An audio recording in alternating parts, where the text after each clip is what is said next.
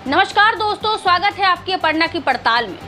दोस्तों, देश में बवाल मचा पड़ा है और अब तो सुप्रीम कोर्ट पर ही सवाल खड़ा हो गया है। जी हाँ दोस्तों, आज हम बात करेंगे अपनी, आपकी, नए भारत की, हम सब की, न्यू इंडिया की। क्योंकि इस न्यू इंडिया में पिछले कुछ महीनों से ऐसा आगजनी माहौल है, ऐसा उपद्रवी माहौल बना पड़ा है जिसकी हमने और आपने तो पूर्व में कभी कल्पना नहीं करी थी।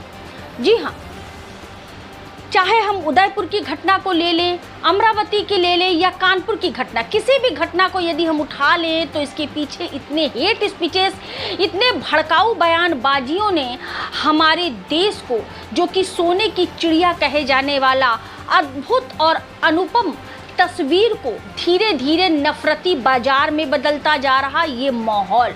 जी हाँ, अब तो आलम ये है कि सुप्रीम कोर्ट की साख पर, यानी कि सुप्रीम कोर्ट पर ही सवाल खड़ा हो गया है।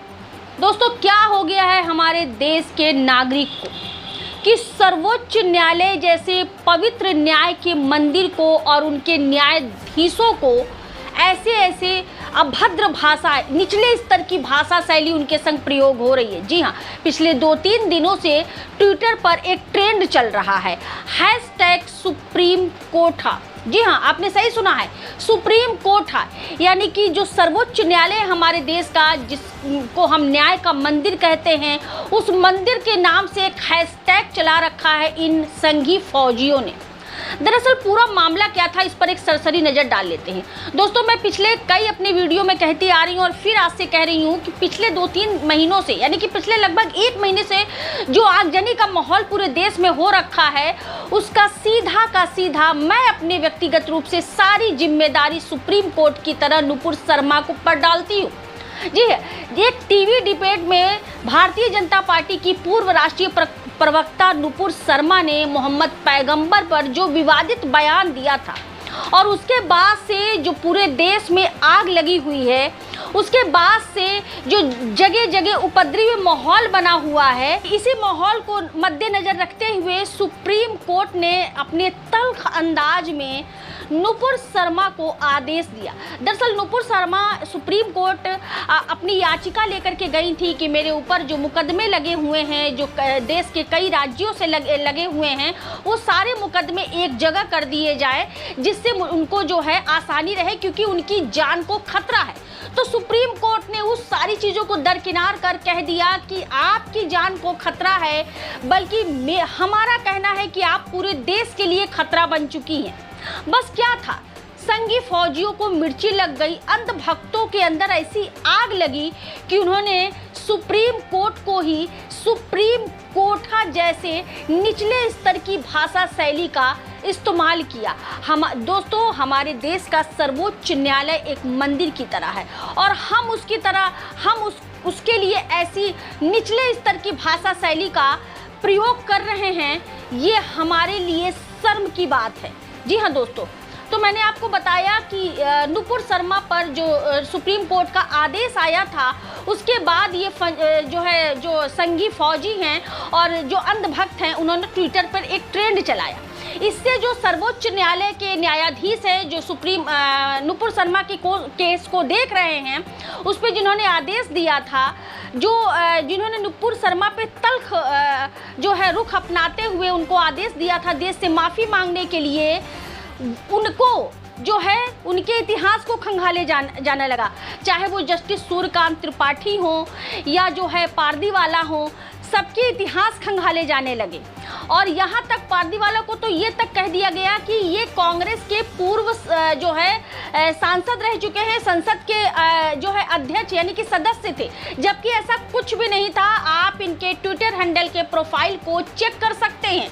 मतलब झूठा प्रोपोगेंडा फैलाया जाने लगा और सूर्यकांत त्रिपाठी का तो नाम बदलकर ऐसी भद्दी भाषा का इस्तेमाल किया है जो मैं आपको बता भी नहीं सकती हूँ, जिससे जस्टिस पारदीवाला की भावनाएं इतनी आहत हुई हैं कि उन्होंने लाइव आकर के अब एक चेतावनी दी है इन संघियों को। अब इनकी खैर नहीं है दोस्तों। नुपुर शर्मा के समर्थन में जितने संघी बराबर सुप्रीम कोर्ट तक को नहीं छोड़ा, अब इनकी खैर नहीं है। अब ये जेल जाने वाले हैं। इन सबको टारगेट किया जाएगा और इनको रिमांड पर लिया जाएगा।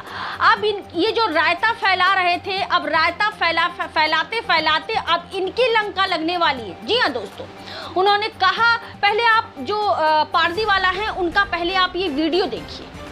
3 भागों में है, तीनों को मैं बारी बारी से आपको दिखाती हूँ। आप देखिए कि उन्होंने उनका गुस्सा, उनकी जो भावनाएं आहत हुई हैं, वो साफ तौर पे आपको इस वीडियो में नजर आएगा। Of truth knowledgeables are a real challenge to the dispensation of justice through the rule of।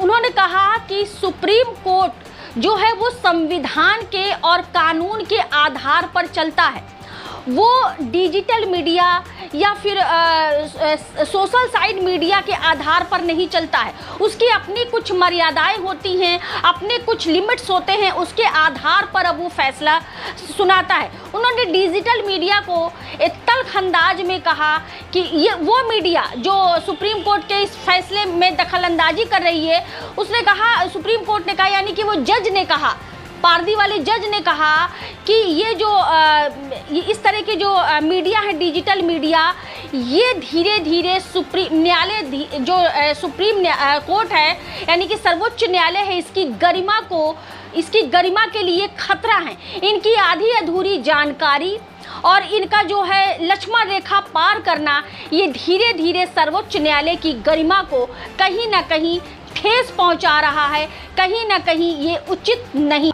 उन्होंने उनकी जो भावनाएं आहत हुई हैं इन संघियों की वजह से, जो उनके सभी जस्टिसों के व्यक्तिगत जीवन पर जो भद्दी भद्दी व्यक्तिगत टिप्पणियां करी जा रही हैं, अब उनकी लंका लगने वाली है। अब उनकी खैर नहीं है, अब उनके ऊपर उचित कानूनी कार्रवाई होगी, उनको एक एक करके टारगेट किया जाएगा। अब देखते हैं कि ये जो सुप्रीम कोर्ट जैसी अभद्र भाषा शैली का यूज़ किया है, इस्तेमाल किया है, इसके बाद इनके संग सुप्रीम कोर्ट कैसा रवैया अपनाता है। दोस्तों, सुप्रीम कोर्ट के जो जस्टिस हैं पारदीवाला, उनके इस बयान पे, इस रुख पे और पूरे मामले पे आपका क्या कहना है, आप कमेंट बॉक्स में मुझे ज़रूर बताइएगा। दोस्तों, यदि ये मेरा वीडियो पसंद आया है तो आप लाइक करें, शेयर करें, मेरे चैनल बोलती आवाज़ को सब्सक्राइब करें और मेरी आज़ाद पत्रकारिता को समर्थन दें। नमस्कार।